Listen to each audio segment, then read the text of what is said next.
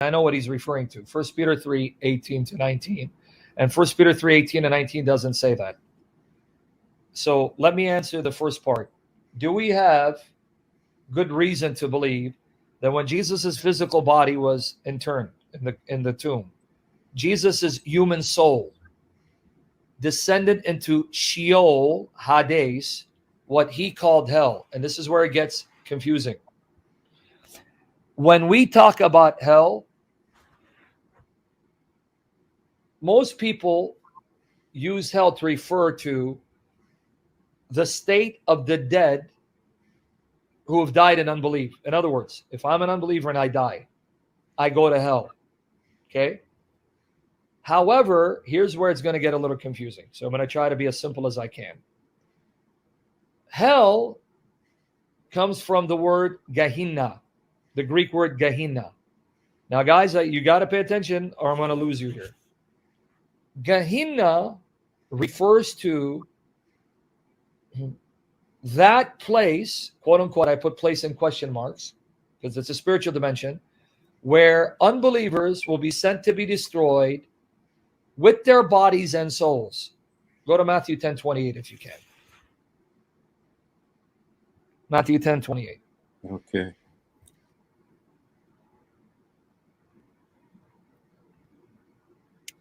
And read it for us. Okay. Okay.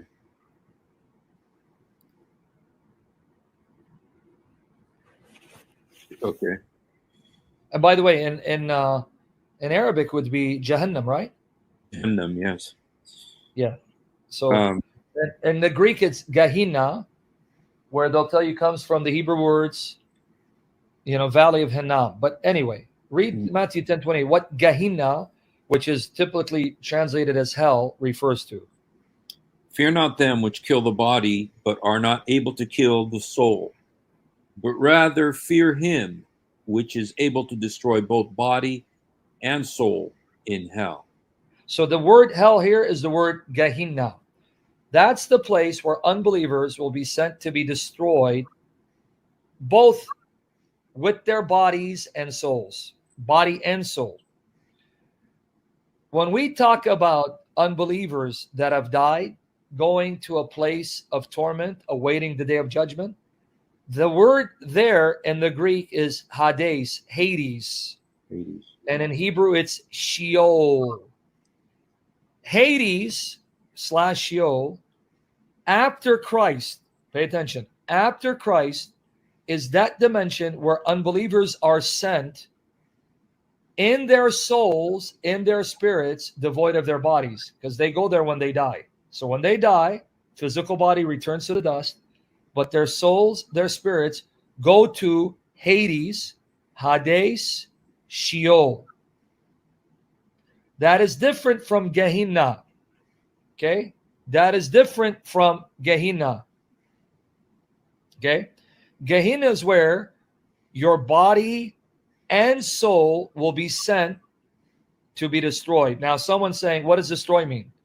Well, you have people saying annihilated. Others say everlasting destruction. I'm simply using this language of scripture. Everlasting destruction. 2 Thessalonians chapter 1, verses 7 to 10. Specifically verse 9. But we'll get there in a minute. So, there are two words that are translated typically as hell. Hades, Hades, Hebrew Sheol, and Gehenna. They're not the same. Gehenna is the place where unbelievers will be destroyed, both in their bodies with their souls, soul and body. Everyone got that? Hades, Sheol, is that dimension, that place where the souls, the spirits of unbelievers go to be tormented when they physically die. So their bodies don't go there. Their bodies return to the dust. Their souls go there. And then at the day of resurrection, their bodies are raised. Their souls are united. They stand before God in judgment. Then they're sent to Gehenna, hell, both with their bodies and souls intact. Everyone got that? If everyone got that, I have to add a further element. Hades, after Christ's death, resurrection, ascension, Hades, Sheol, is now the place where only unbelievers go to. Prior to Christ, before Christ's death, resurrection, ascension, this place called Hades, Sheol, was the place where all the dead went, righteous and the wicked. But the difference is there was a place in Hades where the righteous would go, but they would be in peace and rest, and they would not experience torment. So imagine Hades has two compartments. One compartment for unbelievers, and there they're tormented. The other compartment in the same dimension for believers, and there they're waiting in peace and rest and bliss until Jesus comes and takes their souls and spirits into God's heavenly abode, where God the Father appears visibly, where the angels are. That only took place after Jesus' death, resurrection, and ascension. Everyone got it?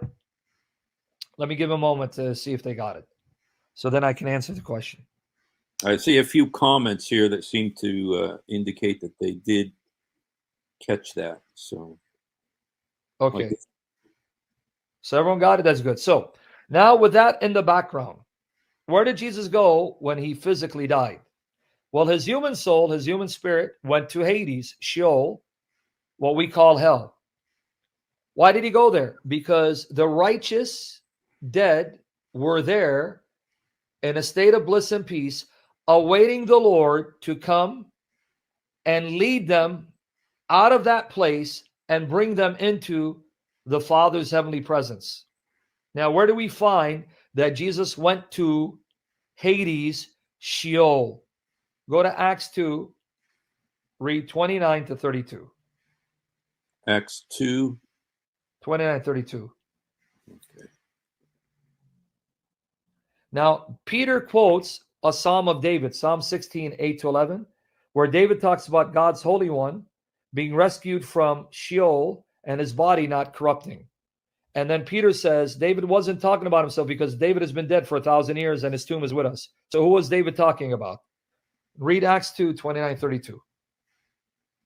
Says, men and brethren, let me freely speak unto you of the patriarch David, that he is both dead and buried, and his sepulchre is with us unto this day.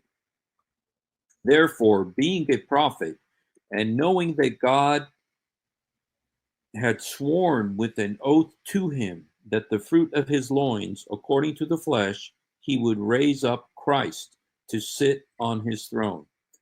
He, seeing this before, spake of the resurrection of Christ, that his soul was not left in hell, neither did his flesh see corruption. So where did his human soul go when he died?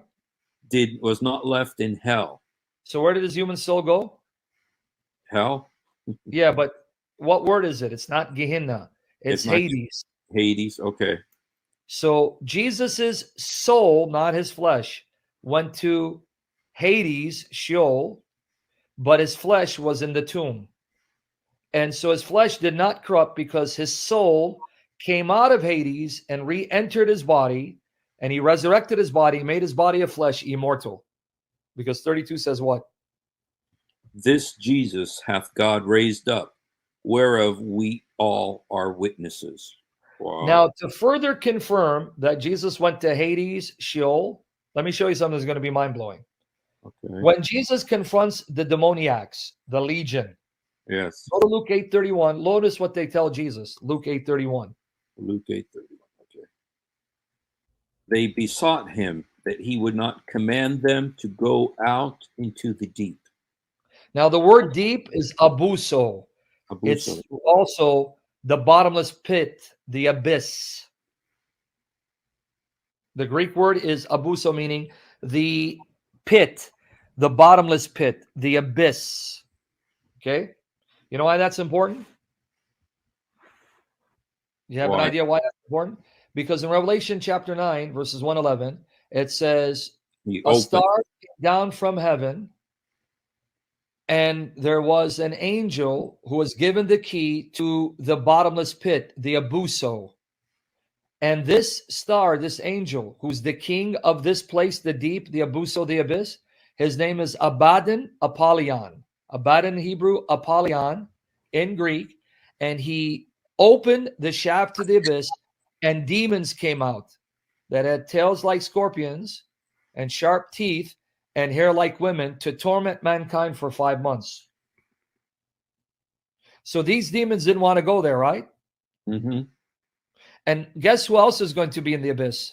In Revelation chapter 20, verses 1 to 3, it says Satan will be bound in chains in the abyss, in the deep, in the bottomless pit for 1,000 years.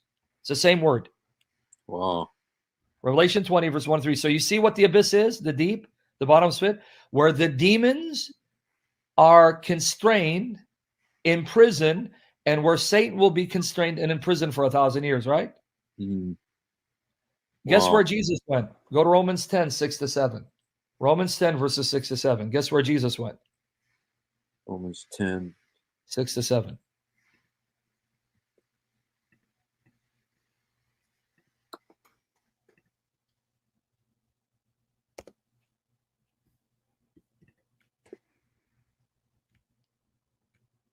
Read where Jesus went. But the righteousness which is of faith speaketh on this wise. Say not in your heart, who shall ascend to heaven, that is to bring Christ down from above, or who shall ascend into the deep, that is to bring Christ up from the dead. Wait, Is that Jesus went where? to the deep? That's the same word in Luke 8:31, where the demon said, don't send us there. Wow. So Jesus descended when he died where? Where did his soul go to?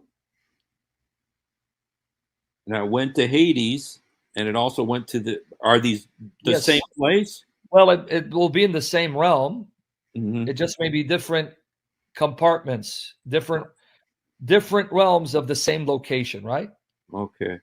So Jesus went to the deep. The word is abuso, the bottomless pit, where Satan will be bound and where demons are constrained. That's where Jesus went for 3 days. Wow. Now, he didn't go there to be tormented or tortured. He went there to show his victory over the kingdom of darkness and Okay. to show unbelievers what they lost by refusing to believe the gospel that was preached to them, and to bring out the souls of the righteous, Abraham, Isaac, and Jacob, and ascend with them into God's heavenly abode. He led captivity captive. Yep. Wow. Wow. Thank you. So to That's answer awesome. Emily's question, Emily was wondering, when Samuel's spirit spoke to Saul, That's a he good said, question. tomorrow you and your children will be with me. Well, wait, Saul is an unbeliever. How's he going to be with Samuel? Because they all went there. Samuel went there and Saul went there, but Samuel was in a state of peace and rest, and Saul would have been in a place of torment.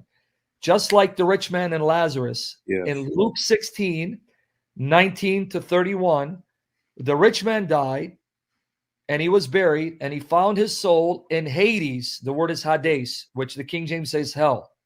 And he was in torment, and he could see afar off Abraham and Lazarus, but Abraham and Lazarus were in a state of peace and rest, so they could see each other because in the same realm, but there was a gulf. They couldn't cross over to each other. Luke 16, 19 to 26. Yes. Wow. Thank you for that, man. That's awesome, man.